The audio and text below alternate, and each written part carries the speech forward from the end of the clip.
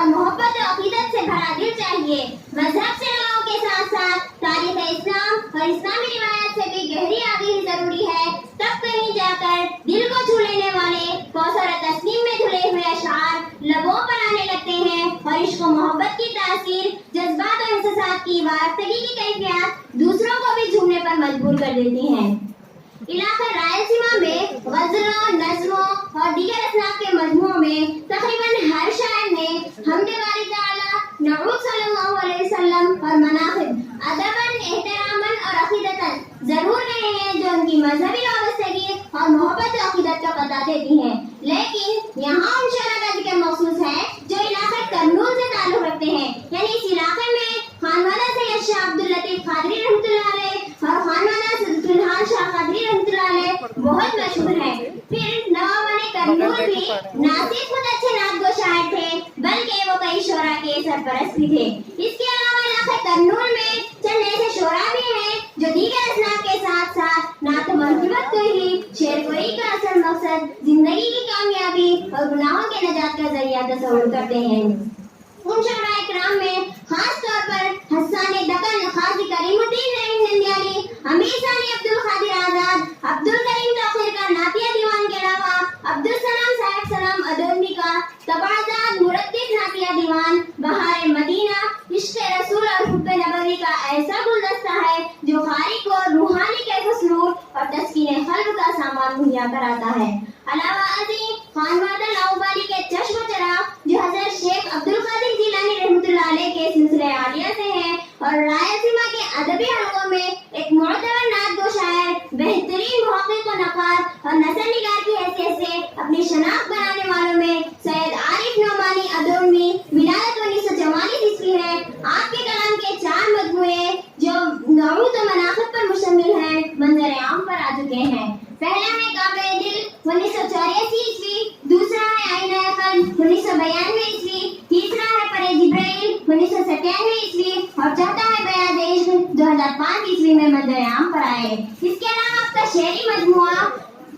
حرف آگہی، جدت پسندی، سلیس رواں، بحروں اور شگفتہ زمین کا انتخاب ہے۔ اسی لیے آپ کی عظیم شخصیت کئی ریسرچ اسکالروں کی توجہ کا مرکز بنی ہوئی ہے۔ سید عارف نعمانی کے شعری سفر میں ان کی نعت گوئی پر نظر ڈالی جائے تو اس صنف میں ان کے تدریجی ارتقاء کو بآسانی محسوس کیا جا سکتا ہے۔ کعبہ دل سے بیاض عشق تک کا سفر شاعر کے عشق رسول صلی اللہ علیہ وسلم میں عقل سے دل اور دل سے روح کی طرف بڑھنے والی سرشاری کا سفر ہے جو شاعر کے بصیرت باطنی کے در وا کرتا ہے۔ آپ کا پہلا مجموعہ کلام کعبہ دل 1984 عیسوی نعت گوئی کی پہلی منزل علم و آگہی اور فکر و شعور کی منزل ہے۔ موصوف نے تاریخ اسلام اور سیرت طیبہ کا مطالعہ نہایت ژرف نگاہی سے کیا ہے اور اس میں ان کے توارث اور ماحول کے اثرات کو صاف محسوس کیا جا سکتا ہے۔ اس مجموعے میں عارف نعمانی نے حضور صلی اللہ علیہ وسلم کی ذات والا صفات جو سرچشمہ ہدایت ہے اور سراج و منیر بھی اور منبع بخشش و نجات بھی ہے، ان کو سمجھنے اور سمجھانے کی سعی کی ہے۔ یہ چند شعر ملاحظہ فرمائیے۔ آپ نے اخوت کی اس طرح بنا ڈالی، آپ نے اخوت کی اس طرح بنا ڈالی، مدتوں کے بچھڑے تھے مل گئے قرینے سے، رات بھر عبادت میں آپ کا کھڑا رہنا، رات بھر عبادت میں آپ کا کھڑا رہنا، کیوں نہ ہو خدا راضی آپ کے شبینے سے۔ دوسرا آپ کا دوسرا مجموعہ کلام آئینہ قلب 1992 عیسوی علم و آگہی کی اس منزل پر اس بات کا ادراک ہو جاتا ہے کہ خدا تعالیٰ کے بعد سب سے برگزیدہ ذات حضور صلی اللہ علیہ وسلم کی ہے، تو شاعر حضور صلی اللہ علیہ وسلم کی ذات والا صفات کی الفت و محبت کو دل میں پیدا کر لیتا ہے اور پھر ذکر رسول سے ہی دل میں لطف و سرور پیدا ہونے لگتا ہے اور پھر شاعر اسی عمل میں لذت و سکون محسوس کرنے لگتا ہے۔ اس منزل پر اظہار دیکھیے۔ کر دیا ہے جس نے عارف کو اسیر، کر دیا ہے جس نے عارف کو اسیر، وہ نبی کی زلف کی زنجیر ہے، ملا ذکر سے جن کے عارف سرور، ملا ذکر سے جن کے عارف سرور، وہی ذات وجہ مسرت ہے آپ، لگے پھول کھلنے درودوں کے عارف، لگے پھول کھلنے درودوں کے عارف، سجا دل میں باغ خیال محمد۔ آپ کا تیسرا مجموعہ کلام پرے جبرائیل 1997 عیسوی عشق رسول صلی اللہ علیہ وسلم کو دل و دماغ پر طاری کر لینے کے بعد اس مقام پر عاشق کو حضور صلی اللہ علیہ وسلم کی عظمتوں، رفعتوں اور رحمتوں کا ادراک ہونے لگتا ہے، نظر سے پردے اٹھنے لگتے ہیں اور ذات حبیب صلی اللہ علیہ وسلم کے نور علی نور ہونے کا احساس دل میں جاگزی ہونے لگتا ہے اور وہ جمال مصطفیٰ صلی اللہ علیہ وسلم کو اول سے آخر تک دیکھنے لگتا ہے۔ جمال ذات حق ہے مصطفیٰ اول سے آخر تک، جمال ذات حق ہے مصطفیٰ اول سے آخر تک، شعور انبیاء سے ماورا اول سے آخر تک، ہے نور سراپا میرے سرکار کی ہستی، ہے نور سراپا میرے سرکار کی ہستی، دنیا میں مگر آئے ہیں انداز بشر میں، ایک حسن مکمل کے سب جلوے ہیں گویا، ایک حسن مکمل کے سب جلوے ہیں گویا، انوار نظر آتے ہیں جو برق و شرر میں۔ آپ کا چوتھا مجموعہ کلام بیاض عشق 2005 عیسوی یہاں عاشق وارستگی اور سپردگی کی منزل پر پہنچ جاتا ہے اور اسے دنیا کی کسی شے سے دلچسپی نہیں ہے، یہاں تک کہ وہ اپنے وجود کو بھی محبوب کے بغیر بے معنی تصور کرنے لگتا ہے۔ سید عارف نعمانی صاحب کی نعت شریف ملاحظہ ہو گیا، ایک منٹ میں ختم ہو۔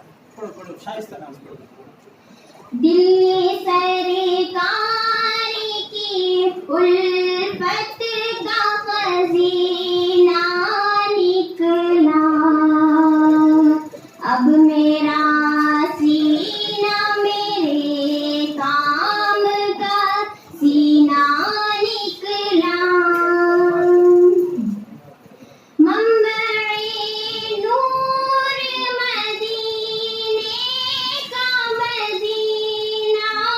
نکلا، فرش پر عرش کی منزل کا یہ زینہ نکلا، دل سرکار کی الفت کا خزینہ نکلا، آپ کے نام کا فیضان تو دیکھے کوئی، جب لیا نام تو طوفان سے سفینہ نکلا، ہیچ ہے سارے جہانوں کے گلاب و عنبر، واہ کیا خوب محمد کا پسینہ نکلا، دل سرکار کی الفت کا خزینہ نکلا،